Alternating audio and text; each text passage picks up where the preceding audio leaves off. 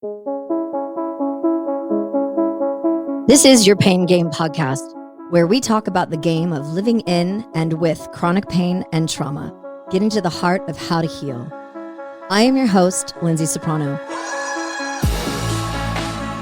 On this show, I plan on discussing with doctors, chronic pain patients, holistic practitioners, loved ones, and anybody that is interested in having their voice heard in the chronic pain and trauma world that we live in.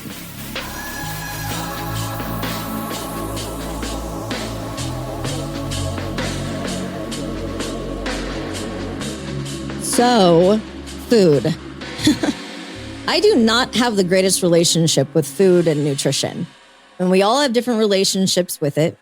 I've never really been interested in food at all. I've never been a foodie. I don't really care about going out to eat. I love to cook. I just like to watch everybody eat my food. I don't care about eating it myself. And I'm not really sure when that happened in my life, but I definitely know that with my CRPS, my lackluster relationship with food has turned into basically a zero relationship with food, And kind of feel like a weirdo saying that, and I've said it in prior episodes that I basically just want to take a pill that will give me all of the nutrients that I need in my bod and that will support my CRPS, my nutritional needs, my weight. Just give me a pill, come on, anytime, no science.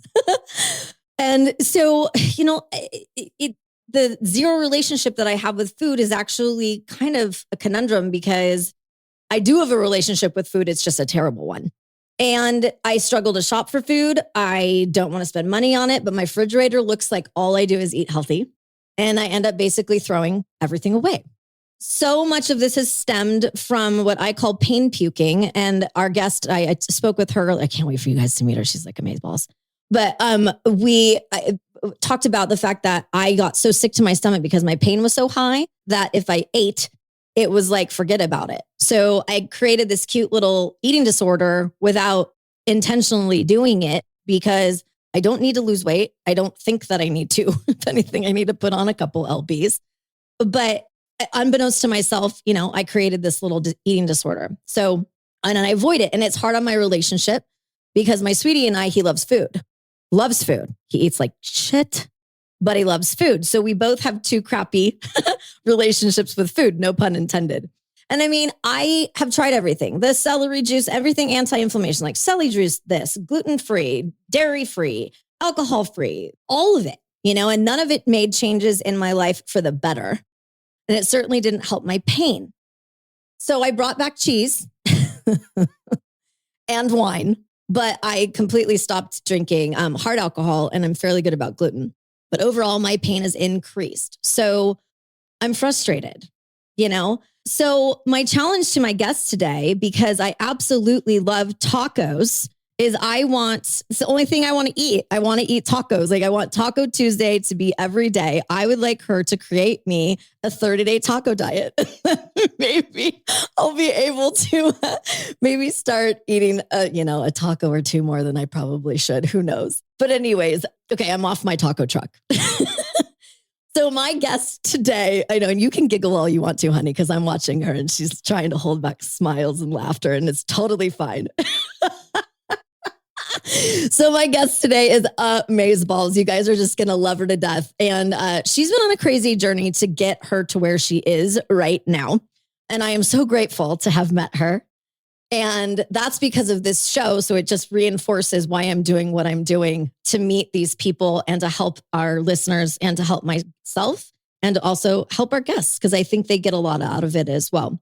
So my hot and saucy guest today is a perfect fit. And she's going to talk about what ailed her, what's led her to become who she's become, who is amazing. I'd like to introduce you to Deborah Genovesi. She's a board certified holistic coach and functional medicine nutrition expert. She transformed her health about a decade ago and went from 70 pounds of being overweight. That's amazing. Racked with pain and essentially bedridden, and with fibromyalgia. And now she's up to about 90% symptom free, which is like unbelievable to me. So, hey, girlfriend. Hey, I am so happy to be here. I love the taco theme. I'm with you. Tacos are great. Tacos are great. And I'm hungry to talk to you today, and I'm really hungry. So let's go for it. So your body has been through quite the journey. So, and I know we both are type A, and we talked about that and what you did in the past for your job and PR and media and television and nutrition and blah, blah. Like, and now your main part is shifted from those roles. And just, are you cool with us chatting about the challenges that you've been through and where you are today to become this amazingly dope woman? Absolutely. Absolutely. I'm an open book, my friend. That's my girl. So I'm rolling out the red carpet for you. It's all you. Well, yeah, as you said, about 10 years ago, I was not so chipper, 70 pounds overweight and really a lot of pain. And so, when you contacted me to be a guest at the Pain Game, I thought, well, what's this about? And I looked into it.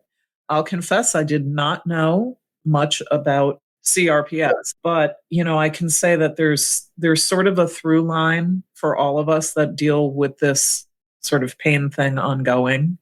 And you mentioned it just now, and that's generally inflammation. Also, because a lot of my training is in nutrition, typically we can help that with our diet. And you mentioned some of the main culprits. There's things like that we do in our everyday eating, like gluten, like dairy, like alcohol, like caffeine, soy, corn. There's many very inflammatory things that if we eat them, particularly in excess, for a number of years, combined with stress and being a type A and all the crap that's in the water and all the pollution that's in the air. And you just get this sort of perfect storm where a lot of us, if there is any weakness in the body, are going to just really feel bad. And until you can kind of extinguish that inflammation, and I'm going to sort of do a spoiler alert here, it's not only physical. A lot of this stuff for me and for all of the clients I've worked with, it's the mind-body connection as well. 100%. There's a really great book that I'm going back and reading because it came out in like 2014, I think, called The Body Keeps the Score. Literally, this book is on every episode that I talk about. It is unfrickin' believable. Yeah, because it seriously, like, there is so much. And, so you probably know the man who wrote this book is a psychologist, and he was involved in the very early pioneering of kind of how the mind and body are working together. And he also makes a point right in the beginning of the whole thing, saying this better living through chemistry, where we just bombard ourselves with as much pills and therapies as possible. Yeah, not so much. That's really not, that's not great. And that's not to say, I'm not one of these people that says, you should never take a medicine for anything. I'm not saying that. I'm just saying you've got to have sort of these core things together. So nutrition would be one. Then it's the main pillars of health that you've heard many people say. Yes, it's food and exercise, but what you may not have heard people say is it's also your stress reduction. And that comes down to not just, can you sit in a pretzel shape and do some yoga, once a week? That's not going to get it. This has to be like an ongoing, not only mental, emotional stress, but also finding and removing the stressors that are happening on your body. That may be coming through what you're eating. It may be coming through the relationships that you have. There's just, this is a lot of the work that I do with folks is kind of, I call myself a health detective. It's like trying to, sleuth out, like, okay, so for this person, what exactly is it that's bringing down the body? What is that like bag of stones around the neck that's just like keeping them down? And it is quite something because there are some commonalities. A lot of times it's food, especially here in America. A lot of what we eat is processed. And even if it's so-called healthy packaged food, it's probably still not as good for you. I love to hear when you say that you love to cook, even if you don't always love to eat it right now. But loving to cook, Lyndsay, is such a big part of it because I can't tell you how many people will say to me, well, I don't cook.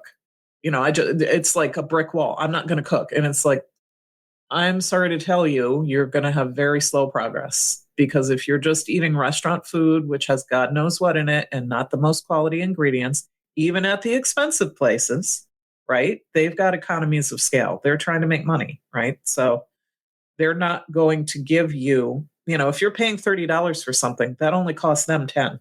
Maybe. It maybe. Right.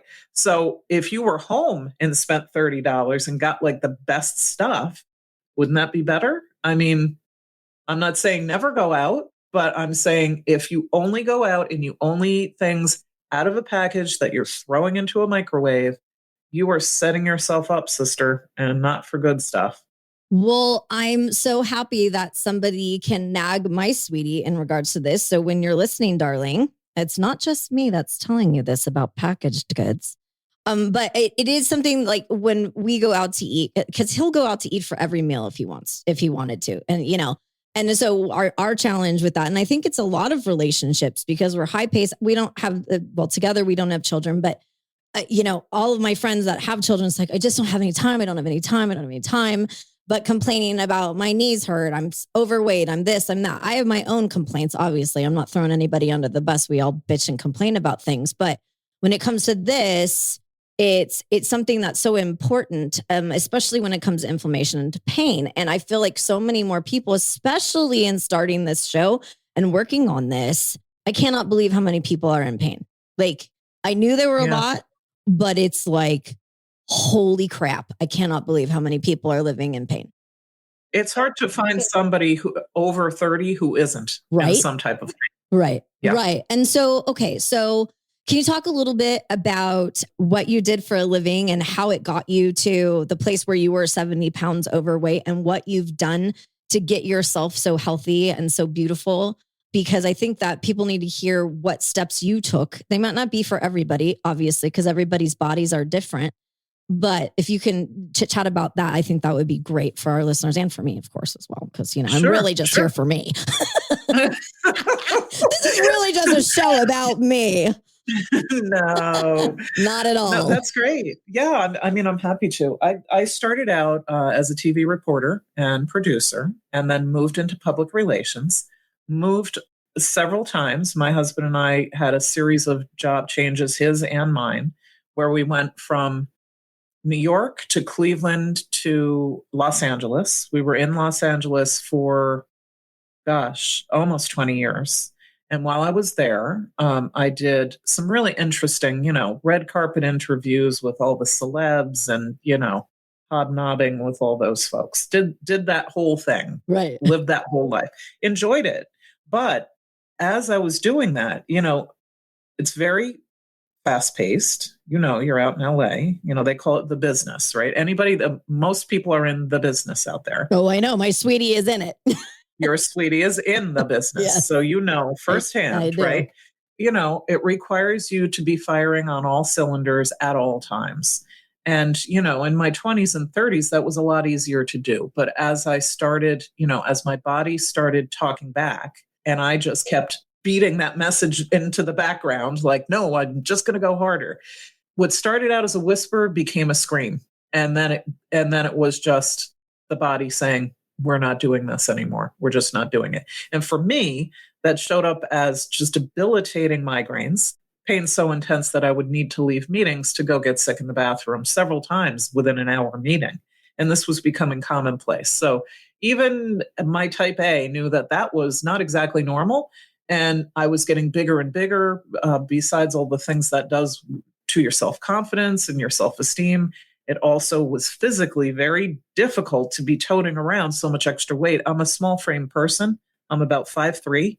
I'm not meant to be, nobody is meant to be 70 pounds overweight, but right. It was, and I did the yo-yo thing where it wasn't like always consistently 70, but it would be like, I gained 40 pounds and now I lost 30. And then I gained 50 pounds and then I lost 20, and it was a back and forth. Well, and that in of itself is hard on your body to go up and down like that. Very hard. Yeah. Very hard and really bad for your metabolism and just bad, period. Right. So, but I was doing what I knew to do, and I would just try to, I would see a doctor. Also interesting to note that when I was just at my worst and just really feeling horrible, here I am 70 pounds overweight. It's quite visible, right? And I'm being weighed, they're looking at my blood pressure. All of my stats are goofed up, right? Not one doctor said anything helpful or anything at all about my weight. And I would say, look, I know my weight's out of control. I know at that time, I thought the weight was the problem. The weight was actually the symptom. Oh, interesting. The symptom. Yeah. Because your body will pack on weight for a number of reasons. One of which, if you're just super inflamed. And I was beginning to go through like a perimenopause type thing. So I had hormone fluctuations on board. And, the constant stress that will just make you release cortisol constantly. And that will goof you up. All of those things are slowing down my thyroid, so all of these things were happening. I found out now, none of that was explained to me at all when I went into the doctors. Well, of course not. No, all they would say is, yeah, well, exercise more. Like, are you kidding me? First of all, I can barely move. I'm 70 pounds overweight. What the hell? I'm not going to join like the boot camp, Oh my God, I hate that stuff. My legs are chafing. Like, come on, guys. Right. It's like, do you not have eyes? Can you not see what's happening over here? So that was bad. But what finally was like, the needle scratching across the record, that was when I went in for my normal yearly like exam, because I did try to like keep up and I knew I wasn't well and I kept hoping I would find some answer. Right.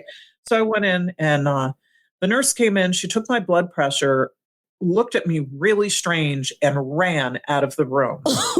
I'm like, oh no, that doesn't seem like a good thing. But of course I'm looking at my watch like, I have 2 more meetings today. Let's move it along, people. I just was still not getting it. My doctor, a couple like seconds later, runs in. Oh, no. She takes my blood pressure.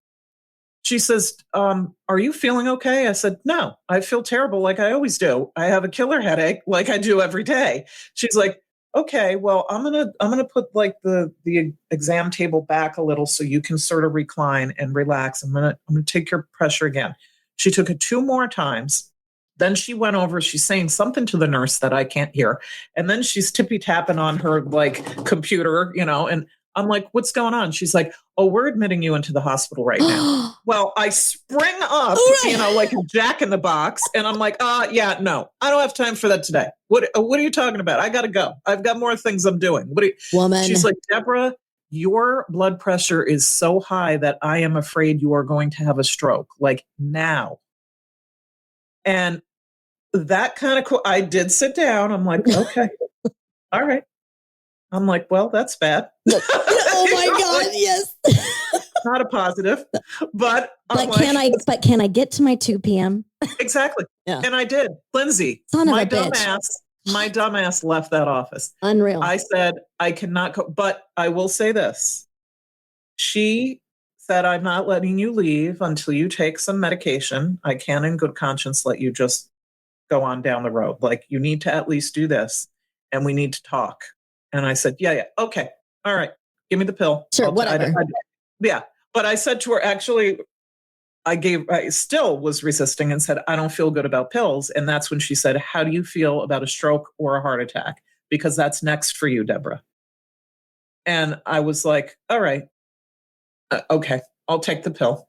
But really, I've got to get going, and I still, so I went to my next 2 meetings. I went home, did not tell my husband one thing about this because I knew he would immediately bring me to the hospital and I didn't want to go. Right. So it was the 2x4 to the head that I needed to get me to think, all right, we're not fooling around anymore. I'm in my early 40s. I'm not going to make it to my mid 40s. This is some nonsense. I've got to fix this. So I knew that while my doctor was good for being just a primary doctor, she really had nothing she could offer me besides pain medication, which I don't tend to tolerate. I really would have just vomited. So forget it. Or she asked me if I was depressed. She gave me this whole like depression on another, not in that meeting, but at another one. And I'm like, well, I'm not real happy. I mean, anybody in this situation who's in constant pain and has all these issues. I also had a bunch of IBS stuff. I had just muscle aches and pains all over the place, neck and back pain to beat the band. I mean, I was just like a little ball of pain, Yeah.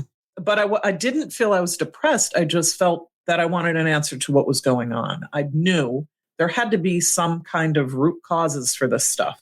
I wasn't born with it, so where'd it come from? Sure. Yeah. I sought out all kinds of people before I finally got a diagnosis of fibromyalgia. And even when I did, that's the kind of diagnosis where it doesn't really do you much good because they just say, we don't know where it came from. We don't know if it's going to get worse. We don't know anything. Here's some pain pills. That's what they always do. And it drives me nuts. My sister has fibromyalgia. She can't do anything for it, except for grab a big bag of pain pills. And she's like, I don't want to take these things anymore. Because like we talked about, you take a pill and then it causes 7 different things. And so you take another pill to fix the 6 of the 7 and then another one to fix that one. And like, this is a slippery slope that I'm so tiny. I'm short like you, like I'm 5'2". And I weigh, some days 103, 105 and others like 110, 115. And it depends. But maybe it's just because of the air I breathe. I don't know. Or I ate tacos. Maybe it was because I ate tacos. It was that one day she ate tacos. But, it's so frustrating to be like, lobbed into just this one group where we're all so unique. And if we're not treated unique, then we're getting the same care that the guy next door is getting, and he doesn't have anything to do with me. Not at all. Like I've said, I think I may have mentioned it to you. I like this metaphor about we're all in the same amusement park, but we're all on different roller coasters. And so, that's good. Right. Yeah. Like, okay, I'm at Magic Mountain right now, but guess what? I am not taking that crazy ride because I'm on this one over here. All right. And I'm also going to puke in a trash can when I'm done with it. Exactly. And I don't mean to bag on doctors either, but the no, me neither. It's the medical training that they receive. It's called name it, blame it, tame it, right? So name it, diagnose what it is, right? Blame that, whatever that thing is, for all the problems, and then tame it. And how do you tame it? Either surgery or drugs. That's all they got. Yep. That's it. That's it. Beginning, middle, and end. They just are not trained for anything else. The pharmaceutical industry, I've got my opinions on that as well, but they play a big part into this. Big pharma? What? Right? No, right? You don't say. Yeah. So, I mean, there's a time and a place. There's a time and a place for medication. But as you said, each substance that you take in has many other effects. And to me, it never made sense to be taking a pill because of the first pill that I took. And now I've got to take 3 more pills because of the effects from those 2 pills. I watched my grandmother go through that. Luckily, she did make it to 92. But what good is making it to 92 if you've been just so sick and on a dozen medications since you were 72? Right. My grandma was the same way. In fact, I was with my parents last night and we were talking about my little grandma. We call her little grandma because she was like 4. I think by the end of time, she was probably like 4'2". I swear she was so tiny. Mine got down to 4'8". She was just like so small. But they, my grandma and grandpa, they were just always pill takers. That's what they did. And as they got older, and, my grandma had a stroke and she had cancer and she had this, that, and the other. And so I'm like, oh my God, like all of these things. But my grandma, even till like her deathbed when she was there, she's like, you be big, strong German woman and you fight for everything you want in life. And I'm like, I'm a lot of other things than a German grandma, but one of her things was always fight, and that's one of the things that I took from her, and I always do every day. Like when I wake up, my little Sicilian grandmother was the same way. My little Nani. Oh my God. She was a fighter, and boy, did she put that flame in me too, which is a good thing. It is. It's a good thing because when you're facing, a chronic illness, you fight or you just lay down and that's it. That's it. And you start a podcast to make other people find people like you. So awesome. Okay. So so what ended up happening? So we got you, we know about the weight, we know about, so what did you do? So how did we get to where you are? What I did is that because I was sick, I had always had an interest and was following a bunch of like holistic doctors. So naturopaths and also spiritual people. I was lucky enough to actually do a lot of work with Deepak Chopra and some others of his ilk. And so I had sort of a working knowledge of these things. And I just decided, you know what? I'm putting together my little team. I'm just going to start seeing these alternative people. And I started out by seeing a gentleman who called himself integrative medicine doctor. It's in Beverly Hills. His name is Dr. Stephen Tan. Fantastic. He's probably still there. He had the best of both worlds because he was trained in both here, but also in Chinese medicine. Sure. It was like young and very Americanized and all of that. But my muscles were so tight and all balled up around my neck and stuff that he would give me an injection that was just, I think it was just saline. It wasn't a drug, but it would break up like the knots and the tension. And then he would follow it with, he had a woman that worked with him named Anya. You talk about big German woman. Anya's hands could crack like coconuts. And she would pound on me like a veal chop. I mean, she would just, I would be like her, I should say a veal cutlet. I would be like flattened, but she would work out all of that tension. I mean, it hurt. I'm not going to lie. It hurt. Sure. But progress then when hurts. but it did. But it started after doing that, for, gosh, I probably went there for a good year or so, bit by bit. And Anya was the first one to say to me, I think you have fibromyalgia and I think you should get it checked out. And I started on that round robin of trying to go to just regular primary doctors. And then they would send me to this specialist and that specialist. And everybody had a different opinion and they all were wacky. But finally, I found one that said, yes, you have fibromyalgia. Now you should go to this guy in Marina Del Rey, which is where I was living at the time. He is the guy who wrote the book about fibromyalgia. Now, he probably is not there anymore. His name is Dr. Saint Amand or Anand. He was old. He was well into old. Yeah, well into his 80s. Well, I'm just saying this was he's like probably not around anymore. He's probably not with us. But if he is, that actually would be pretty cool, kind of, because like it would be like, hey, say, look, like I'm still kicking it at 98 years old. And he might be because he was quite fit for his age. Who knows? So, it was like what I basically did is and then I also found a really great naturopath named Glenn Depke down in Orange County. I don't know how I found him, but he was great. And then I worked with JJ Virgin, who was another sort of well-known sort of health influencer to the stars kind of person. Through my networks, I was finding these people and I was learning always the same thing. You've got to go back and look at the basics. You've got to go back and look at your diet. You've got to look at your sleep. You've got to look at your exercise. But really important, you need to manage your stress. And I really didn't even know what that meant. Yeah. I just thought, I don't have time for that. Exactly. I don't have time to manage my stress. What are you asking of me? This is ridiculous. Right. This is stressing me more. Right. You're adding stress for me to manage my stress. And I totally identify with that.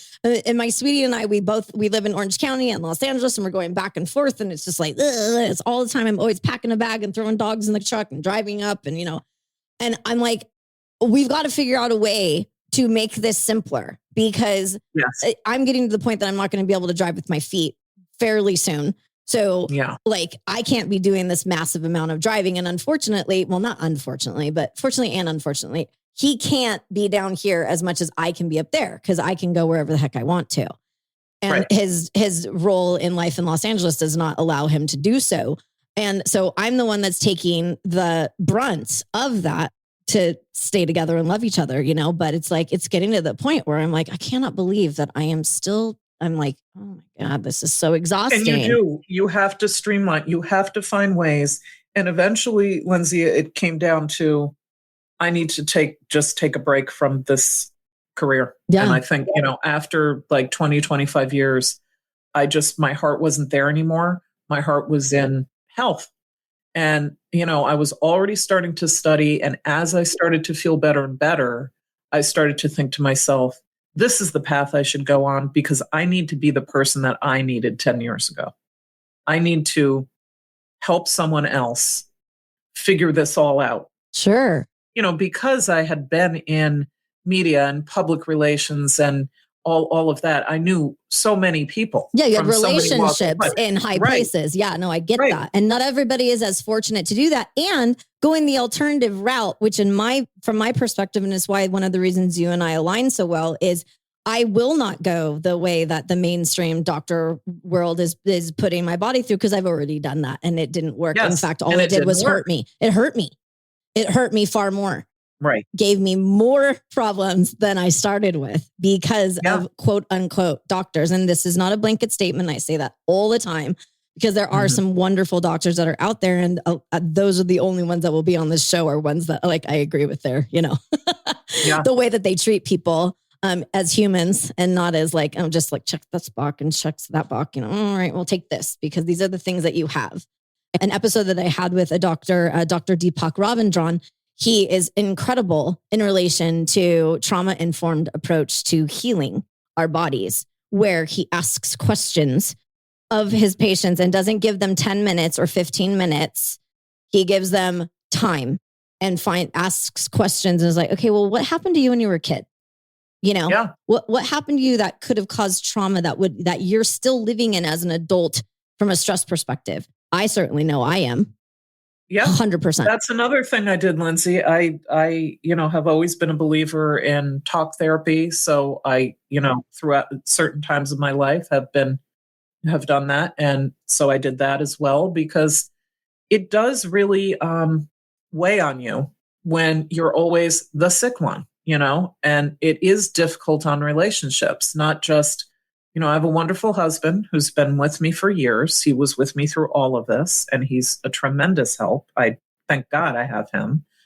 But, I know a lot of people have lost their relationships because of this, because the other person doesn't understand, hey, this isn't the person I married. When we got married, we could go on hikes and bike rides, and now you're so tired and you're in pain all the time. That's a loss for them too. Sure. And we deal with that. We went to Italy over the summer, and it was the first time that traveling with a wheelchair with me. And, I used to be hiker, biker, downhill skier, racer, yoga, hiker, biker, whatever it was. I was always active.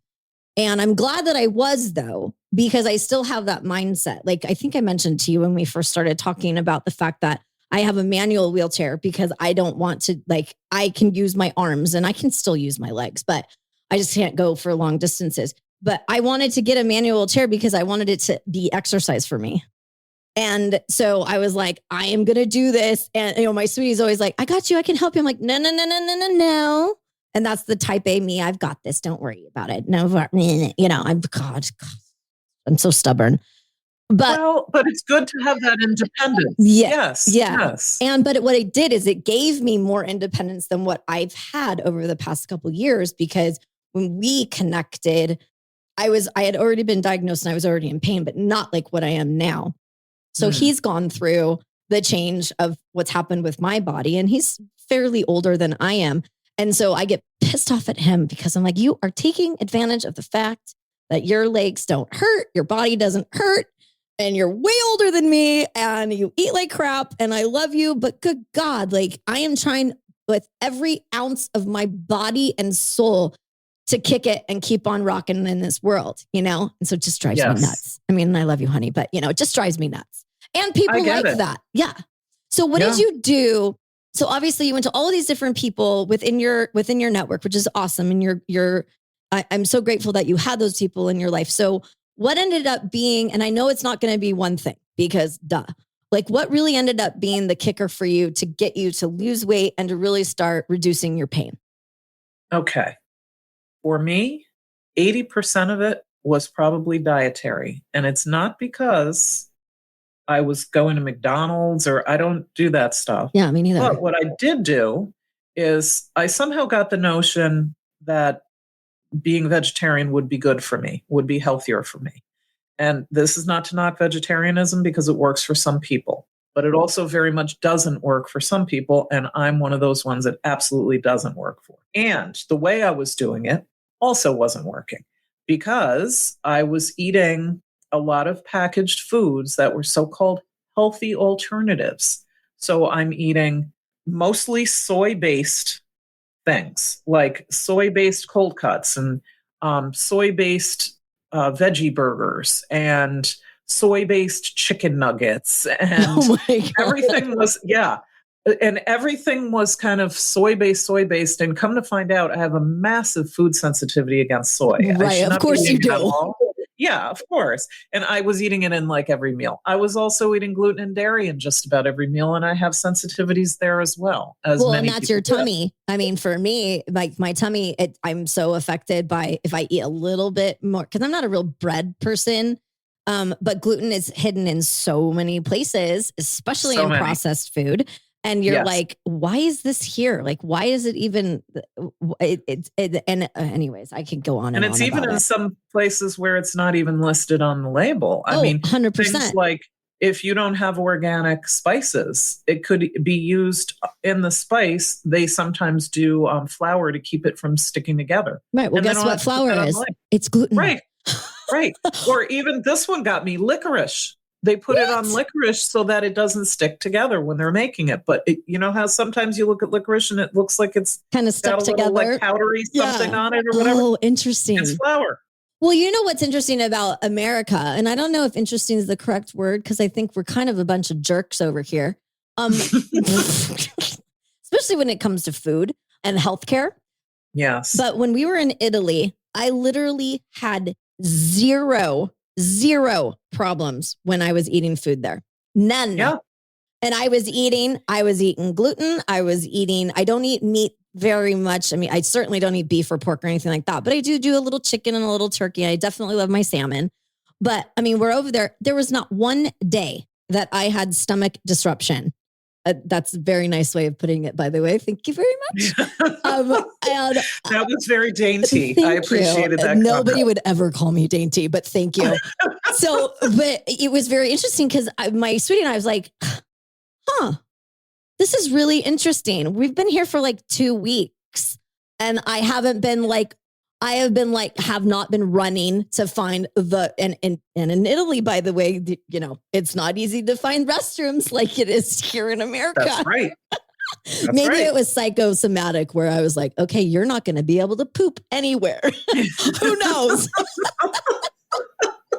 Well, you know, I think there's a lot of different reasons for that. Number one, all of Europe does not spray Roundup, which is glyphosate. They do not spray that.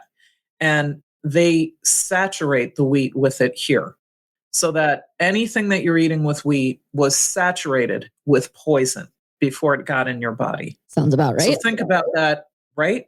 So if you're not getting that, and glyphosate has been shown, what does it do? Well, a couple of things, but it keeps away the pests because some of what it does is that it kind of blows up their stomachs. Well, it kind of does the same thing to us, but of course they get around it by saying, but it's in such a small amount. Not really. I mean, a small amount of arsenic is still arsenic. I still don't want it in my food, right? So that's BS. That's nonsense. You know, so most of us are getting all of that. The other thing is, here again, we've got the mind-body connection. I know when I was in Italy, I was just so blissed out because it's such a beautiful country and I was meeting relatives I had never seen and I was having beautiful experiences over there. And it was actually so much so, this is when I was still embroiled in that other career. I called my sister and it was like the middle of the day over there. And she's like, "Are you drunk?" And I was like, "No." And like, I just drink. Feel good. Yeah. And I was like, "No." And I go, "I think I'm happy." I mean, I'm like 39 years old and it's like, this is what relaxed and happy is. Like, wow. Like, you know. Yeah. I mean, I experienced the same thing. We were driving through Tuscany and we both just kept like almost laughing out loud. Not almost, we were laughing out loud because neither of us had ever driven through Tuscany. And we were like, this is so stupid. How are we not feeling this good all of the time? Yes. Like this life is so much better in Tuscany. We're moving there. You're telling me. Yeah, we're moving there. Yeah. We're done. As soon as he retires, we're out of here. I'm working on it too. So how long did it take for you to drop the weight? Because obviously It was just in small increments. You weren't taking medications per se. Were you still taking your blood pressure medication? I had to take the blood pressure medicine. And unfortunately, I also listened to someone who had me on, because of all my IBS stuff, who had me on Nexium, which is a proton pump inhibitor, which was a terrible idea because after staying on that for 10 years against my better judgment, I was so depleted in calcium and vitamin D that I had started getting osteoporosis. And that's when I said, I've got to get off of this thing. And that wasn't easy either. That I had to very slowly wean off of that. And there was a whole process I went through to do that because my doctor was like, there's no problem. Just stay on it. You're fine. Just I have patients who have been on it for 20 years. I'm like, well, I'm not going to be one of them though. Not great. So if you like flick them over, their bones break and crack. Exactly. So, I mean, it took me about 6 months of really modifying my diet and really paying attention to stress and prioritizing sleep. It took about 6 months to start feeling better.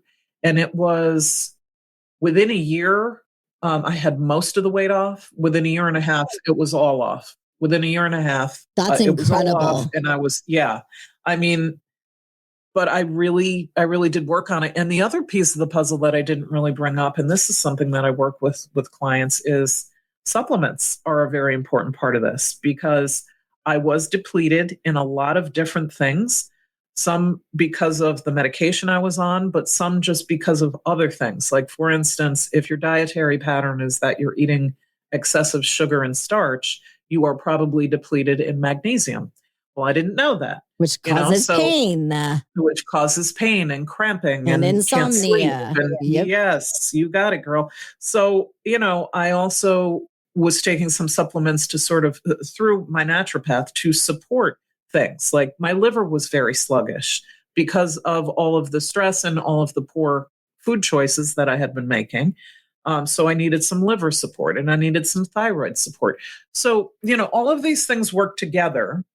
And once I got that together, I have like a little device that I use to remember this with my clients. I call it DRESS for Health Success. And the DRESS is diet, rest, exercise, stress reduction, supplements, DRESS.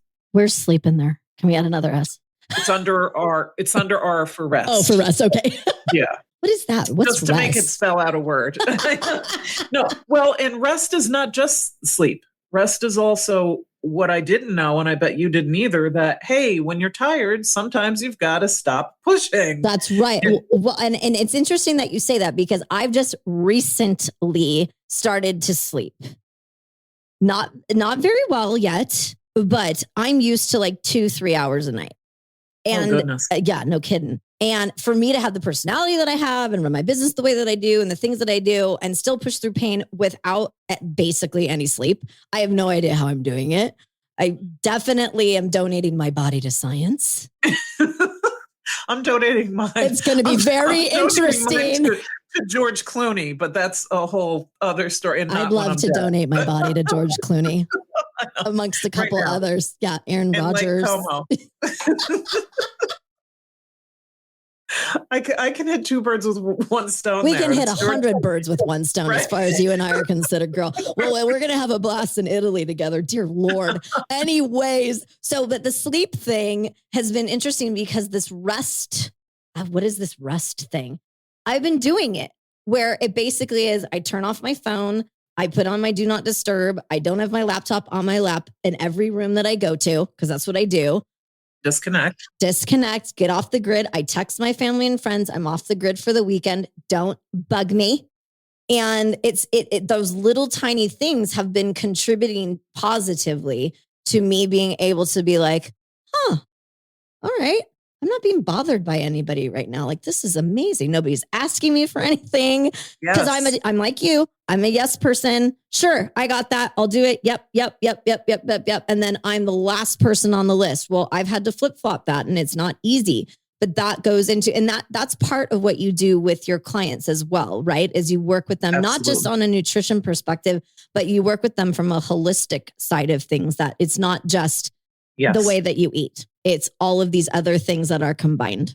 all of it goes together. And, we talk about all of those: diet, rest, exercise, supplements, stress reduction. And stress reduction is one that I find a lot of people have resistance to, or they'll say, I'm not stressed. What do you mean? Like, clearly, yeah, exactly. They yell at you. Clearly they are. Yeah. Yeah. And I mean, most of us you have some level of stress. I don't care. You don't have to be a TV producer in LA to have stress. No. I mean, I don't have children. That to me would be the most stressful thing, being a mom. I mean, because it's endless demand on your time and energy and all of those things. So, everybody I know, all of my clients have stress in some way, shape, or form. And just like what I did, they're so immersed in it that it's not until they maybe are lucky enough to have an experience like I had in Italy, where they're out of the soup, to finally realize, like, oh my gosh, wait a second, this is what that is. Huh. Like, yeah. Huh. I don't need to be constantly. And you know what? Life went on. Like, people did not need an answer from me every second. I was away for like 2.5 weeks and no one died. That's what we did. Was we fine. were almost 3 weeks. And it was the first time I have ever, and I've been running my business for 23 years. It was the first time in 23 years that I took time for me to go and travel and disconnect. I didn't bring my laptop. I had my iPad. But the stress reduction thing is really interesting because it really gave me an eye-opening experience being in Italy in the way that I took off time. And all of my clients, my family, and my friends respected that as a boundary, because boundary setting is part of stress reduction. And it's something big that we suck at, especially people like you and me.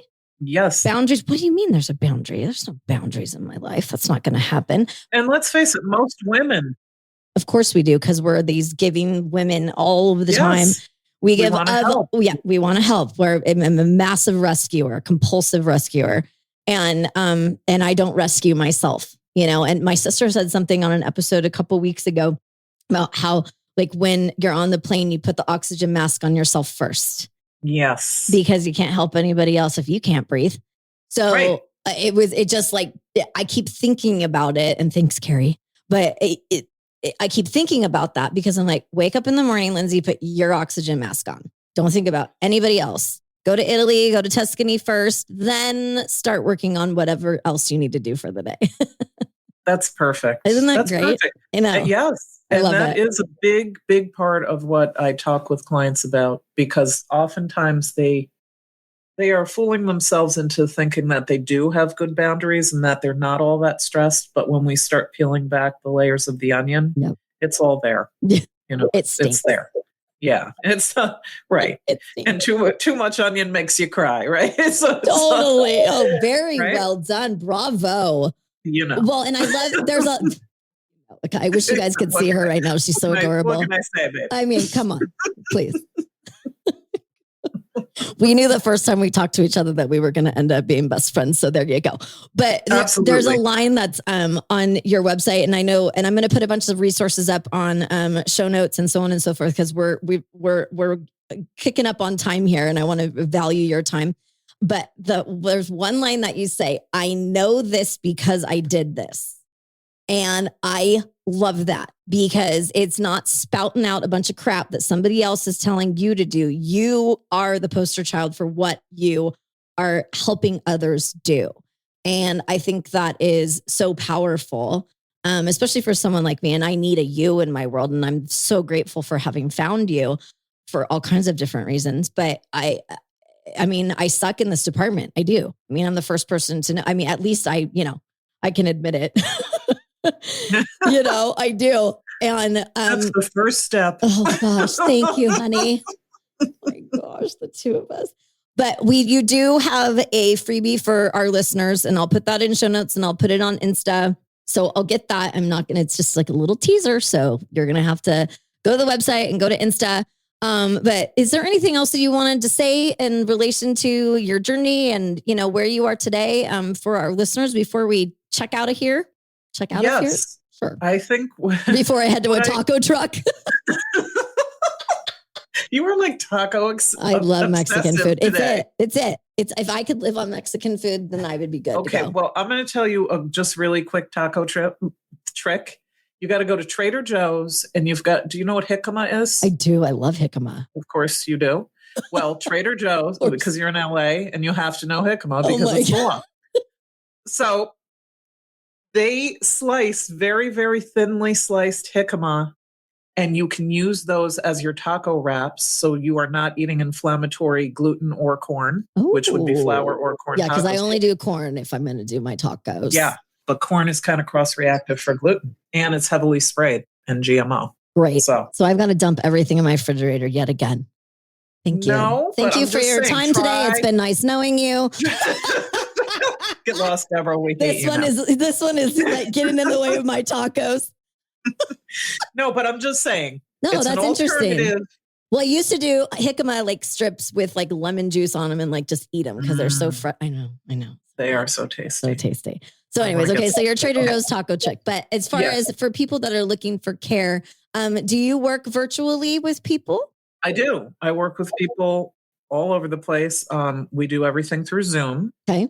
The first step, if it sounds like you're interested in what I have to say, I would say you can go to deborahgwellness.com and you can click just about every page has somewhere where you can get my free ebook. And doing that will also put you on my blog list.